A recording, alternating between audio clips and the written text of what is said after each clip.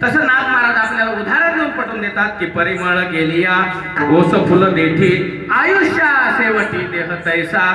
जर तुम्ही ह्या देहाचं सार्थक केलं नाही, भगवान परमात्म्याचं भजन केलं नाही, तर महाराज तुम्ही किती एक प्रयत्न करा या देह वाचवण्यासाठी, क्षणाला काळ आपली वाट पाहतोय. महाराज म्हणतात घडी घडी काळ वाट याची पाहे, अजून किती आहे अवकाश, किती वाढदिवस साजरे करा महाराज.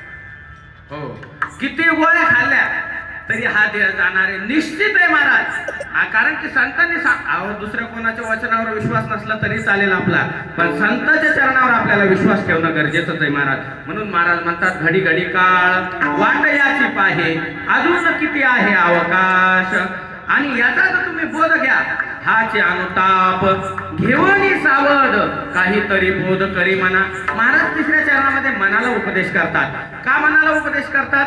की महाराज तुमचं मन जर एकदा साह्य झालं ना, तर तुम्हाला काही करण्याची गरज नाही. थोडे आहे चित्त साह्य झाली या. मन जर तुमचं प्रसन्न झालं तर महाराज खटवांगरायाला 1 तासात मुक्ती मिळाली. 1 तास उरला खटवांगरायासी, भाग्य दशा तैसी प्राप्त झाली. मग तुम्ही आम्हाला साधारण माणसं कोणी प्रश्न विचाराल, महाराज जर आपल्याला या देहाची सार्थकता करून घ्यायची तर आम्ही साधन कुठलं करायला पाहिजे? तर महाराज अभंगाच्या शेवटच्या चरणात सांगतात, सापडला हरी तयाला साधने, एका जनार्दनी हरी बोला.